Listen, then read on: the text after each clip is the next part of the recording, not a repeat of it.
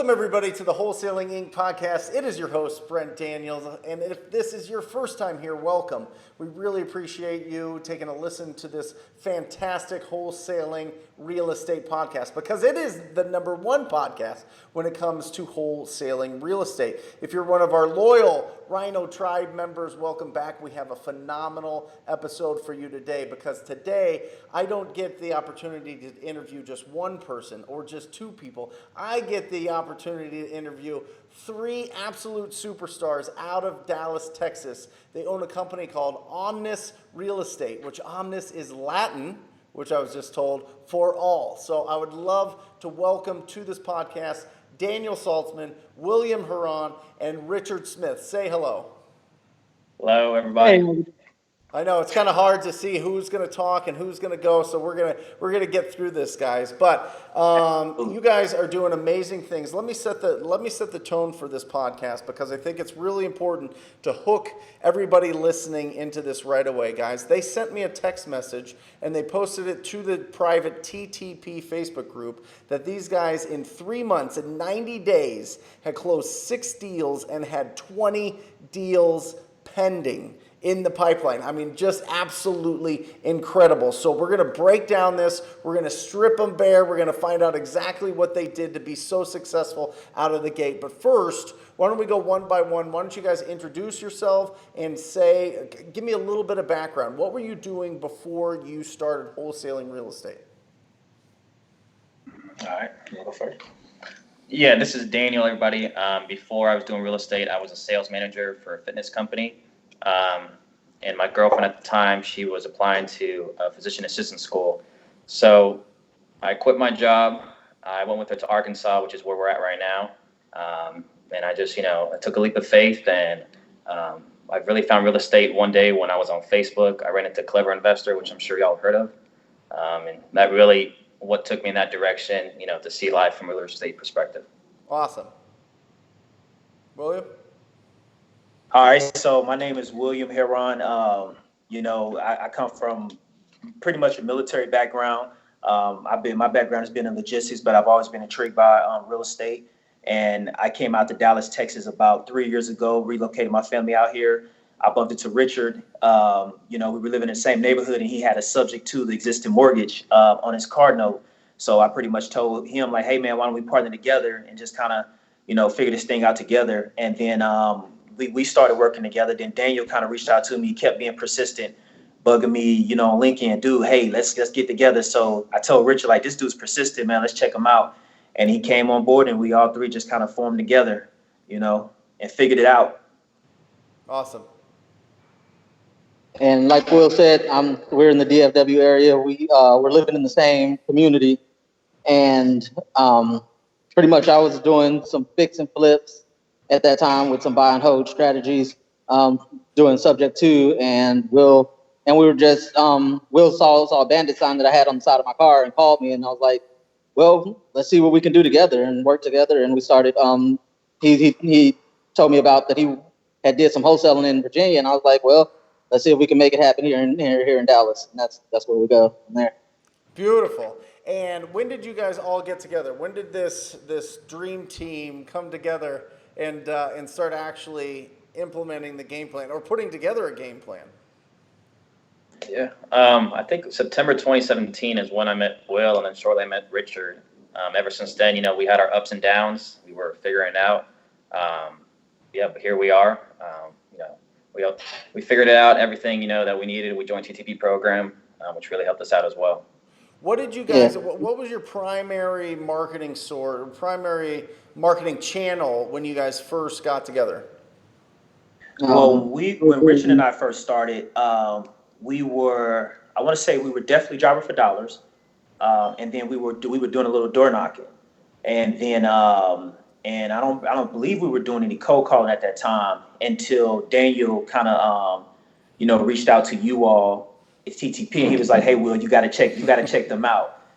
He was like, told Richard, and I was kind of on the fence about it because I had got burnt a little bit in the past with some coaching programs. Sure. And we do majority rule, and both of them said, "Dude, we got to make the commitment." So we made the commitment. We took the cash. Actually, we borrowed the cash from Daniel's girlfriend. and she gave us the money to pay for the program, and then we paid her back, and we purchased the program. And I would say the biggest thing that, first off, you pointed us in the direction of focusing on cold calling and becoming masters of that. And Daniel couldn't really kind of took the bull by the horns, because Richard and I were still full time, and he really took the bull by the horn and just kept consistently every day, and it just kind of caught on. And I would say we started taking consistent action as doing the same thing, which was just cold calling, skip tracing and cold calling. And that's when we really started seeing the results. Awesome. Richard, what were you doing full time? What was your job? I was doing IT for a health insurance company. And that was 40 hours a week, like 9 to 5 Yeah, that type was of thing? 40 hours a week, 9 to 5, sometimes 60 hours a week, on call all the time, yeah. Yeah, I got it. And William, what were you doing? I was pretty much a logistics planner. Actually, I was a driver manager, and then working like a 8 to 5 shift. And then while we were going through this transition, I shifted over to a logistics planner, and I did a 7 on 7 off so that we can focus more on the business. Got it. Do you guys feel that you guys all came together as a company because you guys were doing full time, because you guys had so many other responsibilities, because you had, you know, this full-time job and you needed to like rely on each other's strengths, or did it just kind of naturally happen? Like, kind of tell me, because this is a question I have a lot, is do I partner or do I not partner? Do I do it by myself, or do I partner with people that are better at doing other things? Like, what was going through you guys' head to kind of combine everything together? Well, I'll start off how I initially just kind of started with the idea of partnering with Richard. Is I was going through a college course, and it was talking about strategic alliances and how companies like Starbucks and Target, they will target the same customer, whatever, and they leverage each other, whatever. So then when I was thinking about that with Richard, I was like, he's subject to, I was a wholesaler. I had put a lot of properties on the contracts in 2012, but I had never actually completed a deal. And I was like, well, this guy does subject to, I don't really know about that. We can leverage each other's minds. And then Richard and I were both full-time. We both had kids, spouses, and a lot on our plate. So we were poking it with a stick, not being consistent with it. And then when Daniel, the thing I noticed when Daniel, he was very persistent about partnering with us. Like, he kept bugging me. And I knew that was a weakness that we had as between the two of us. We needed somebody that was going to keep pushing us. So when Daniel came on board, you know, he's 25, young, ready to take over the world. Me and Richard, I was 35 at the time. Richard was 36. And we had all these things. So Daniel, pretty much like a physical fitness instructor, he kept pushing us. On Sunday morning, what are we doing? What are we doing? What are we doing? And it just got to the point where, you know, all three of us brought something to it. Maybe me and Richard's previous, you know, experience being in supervisory roles. Daniel came in with that youthful energy, as I like to say, and he really just kind of made us, like, stayed on us, like, get up, let's go, no excuses. I don't want to hear that. And so, yeah, we all was able to make it off each other, you know. I love it. We also, just to add to that, Brent, we also leverage each other's cash. We were pretty on minimum incomes that we could spare, Right. so we would all kind of pitch in the pot every month. And you know, whether we picked up a second job, I did a little Uber and Lyft at the same time, and I would be out there driving for dollars, and we just would make all the money we had. We would put it in a pot to pay for Mojo Dollar, to pay for our lifts, our skip tracing. And so we leverage each other's finances as well. Incredible. Incredible. You guys are incredible. I mean, and look at it now. I mean, we'll get to the success of it, but how about that? I mean, just putting whatever you can, doing extra jobs because you are committed to this passion, this dream of being a real estate entrepreneur, or just being an entrepreneur itself, to be able to master the art of sourcing deals, sourcing opportunities. And you guys kept going and kept going. So everybody out there listening that is thinking that you need a ton of money, guys, listen, you can get a list of properties that are in distress. You can drive around and find those properties. You can get their phone numbers. Go to something like batchskiptracing.com, get those phone numbers, use TTP as the code because you get it cheaper, and then you can reach out to people, but keep the passion alive. These guys had that pilot light inside of them that said, I am not going to quit. It doesn't matter. And it sounds to me like Daniel was the glue that like kept it together and kept you guys focused, even though you guys have kids and wives and full-time jobs, but yet you still have time and passion to be an entrepreneur, which is so, I feel like it's so like American, you know. It's just, it feels like, you know what, I want to be my own boss. And you guys just, it's incredible. You guys are like the living embodiment of that, and it's just been incredible. So Daniel, so you were the one that had to get, that had the opportunity, at least in your schedule, to make the calls off the bat. Is that right? Yeah, So tell me that's right. about the first call you ever made. Tell me about the first time you ever got and like sat down and you're like, okay, I'm gonna call a homeowner here and like the first session. Let's talk about that. Well, I mean, I don't think I ever told the guys a story, but I was just sitting there like I was frozen. I didn't know what to say, what to do. Pushing that button of for Mojo to go really just was a weight on my shoulder. But I ended up just doing it. Made a lot of errors, a lot of mistakes, but I kept that focus and that hunger. And eventually, sellers said yes. We would go on appointments, and it really took us to a whole nother level of as far as the mindset goes. Because I was in the impression that you have to call all these people all the time, which is true, but you have to be consistent at it. Yep. Absolutely. And just one thing, you did know what to say. You did know. You had the script. You knew what to say. It was just True that that. it's that initial pause that you're like, oh my gosh. I'm not used to talking to strangers. I'm not used to being rejected. I'm a handsome guy. I'm not used to this, right?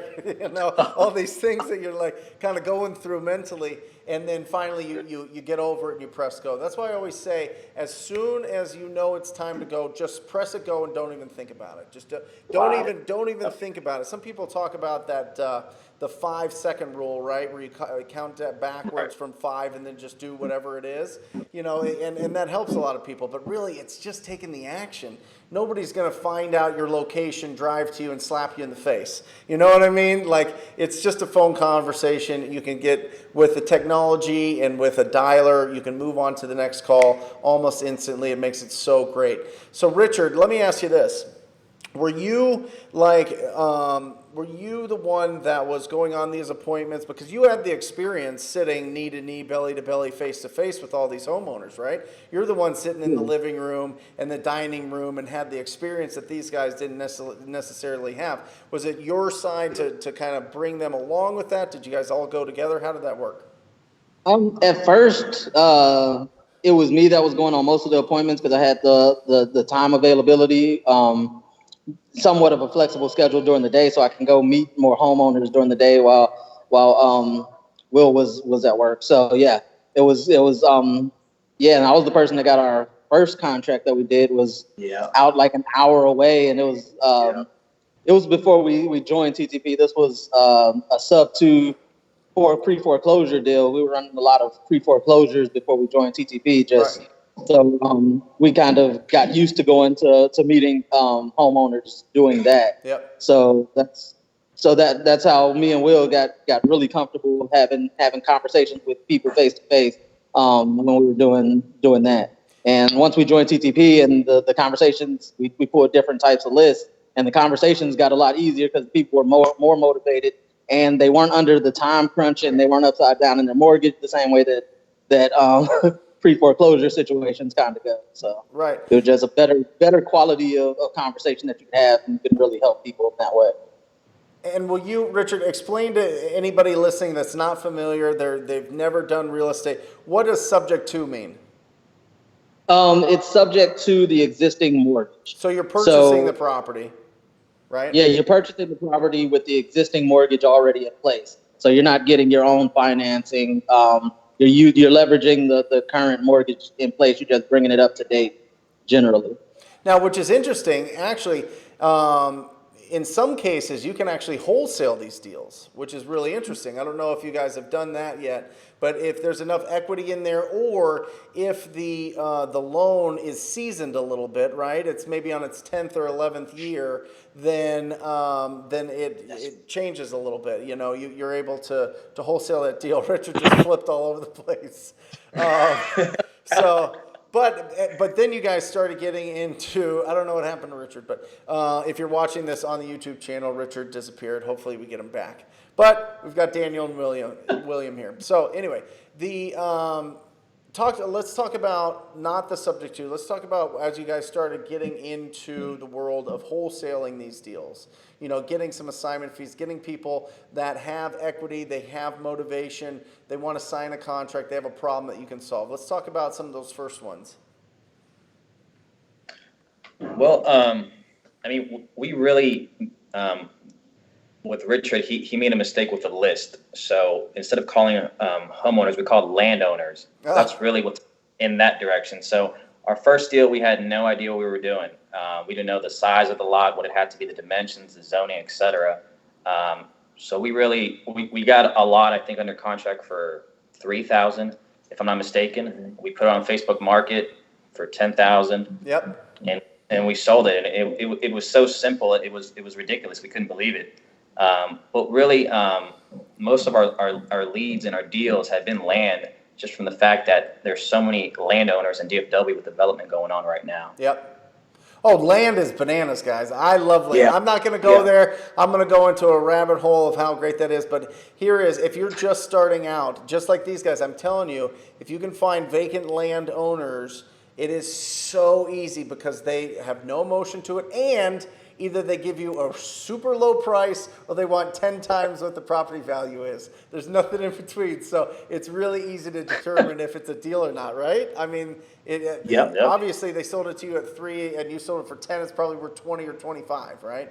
So just incredible. So you guys started doing that. Let's talk about like a homeowner, your first, let's talk about a juicy deal. Give me something, give me a juicy deal that's bell-worthy here.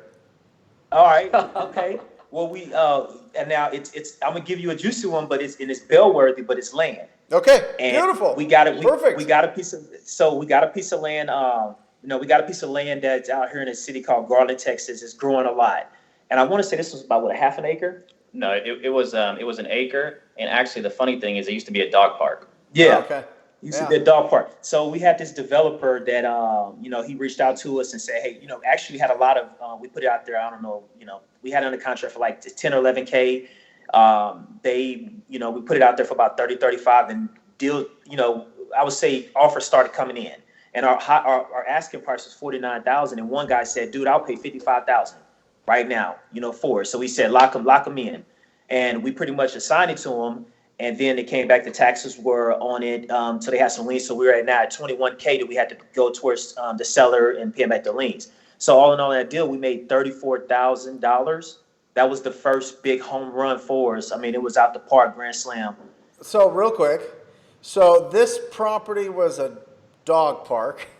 Yes. And then somebody bought it, right? Yes. And then this guy, you called him up and said, hey, would you consider an offer on the land, or did you call on a different property and he owned this land?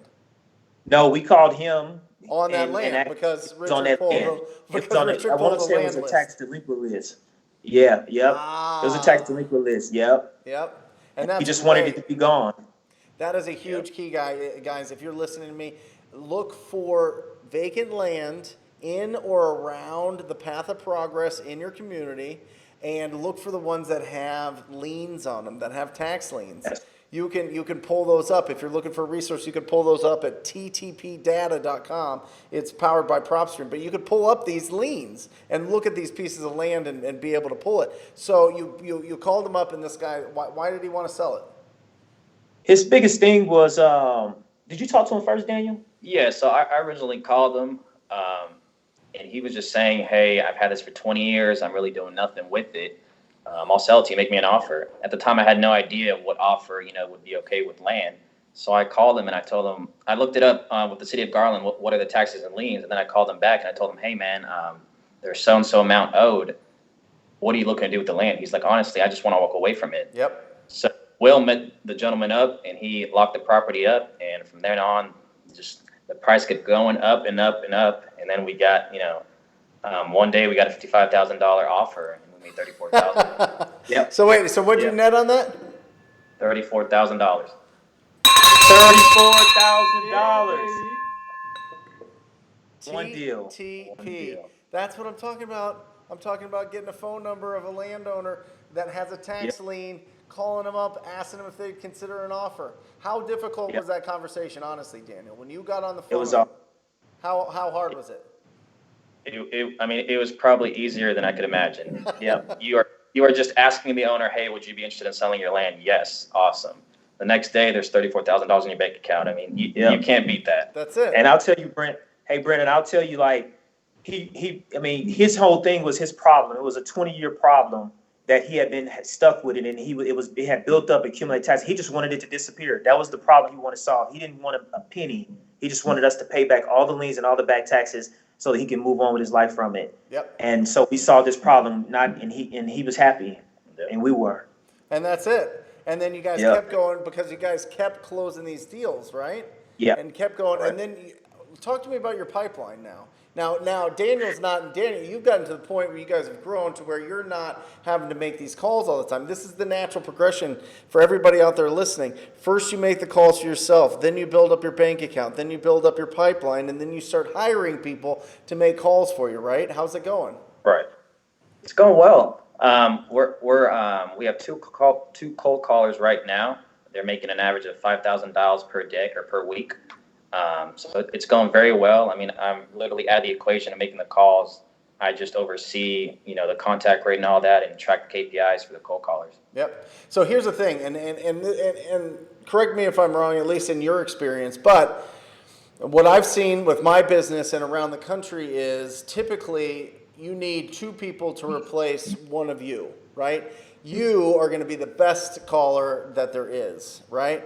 But you can hire, because you're going to feel it. In that first 30 seconds after making hundreds and thousands of calls, if that person is going to be a deal or not. You can just feel it. It's like in the air. It's in their tone. It's in what they're saying. You feel it in your belly. Now, you don't necessarily have that. You're detached from that when you're not making the calls yourself. So you need to get a couple other people that are paying, or you pay them hourly to make those calls, to do that, to do that heavy lifting and send it in to you. So you have to sift through it a little bit, right? You have to build rapport after that on the second call. It's not the same as you following it all the way along to an appointment. So I think it's brilliant that you have two callers. You obviously have the size of lists, because if you have two people calling that much, are they full-time? How many hours a week?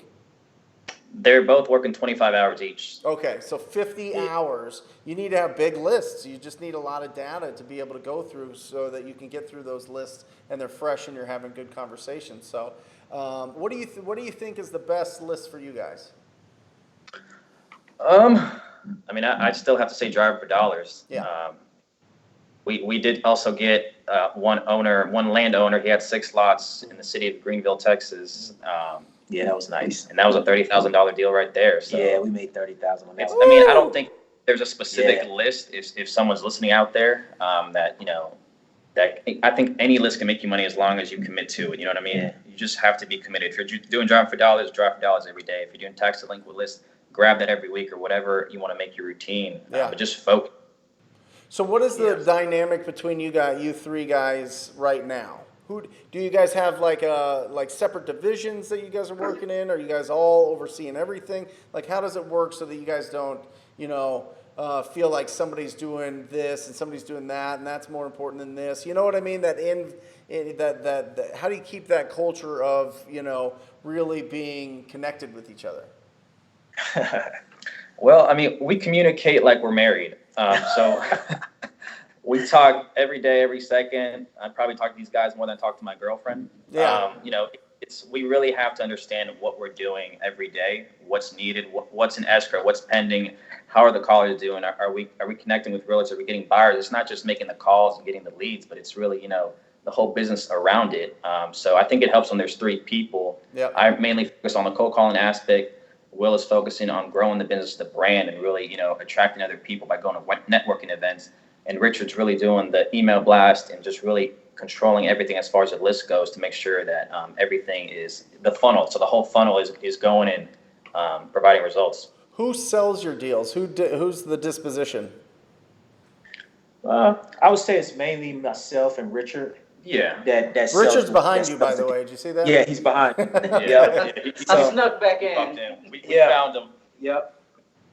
So you guys both do it. So what are you guys doing to actively build your cash buyer database? Because as you do more deals, obviously, to go from getting, $15,000 a deal to $30,000 a deal, it's 2 things. 1, just strong negotiating on the front end with the distressed property owner. And 2, it's your list, it's your cash buyer list. Because if you have people on there that want to live in that property, you have somebody in there that wants to add it to their portfolio, they pay a lot more than somebody that's wanting to do a fix and flip. So how are you guys actively building your cash buyer database? Because this is a question that I get a lot.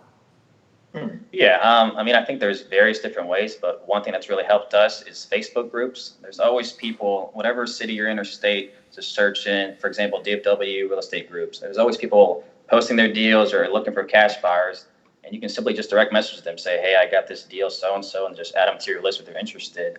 Yeah. But the biggest one, I think, is trading cash buyers list. Yeah, so there we go.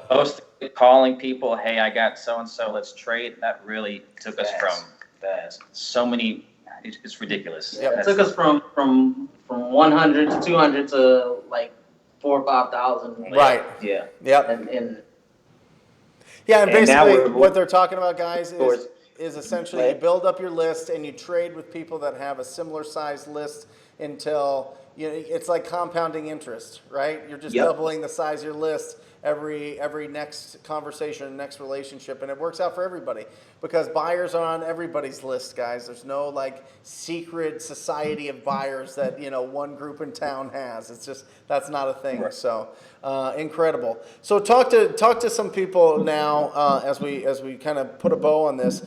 Talk to the people that have full-time jobs. How do you guys? What is your advice to them for managing, keeping their dream alive?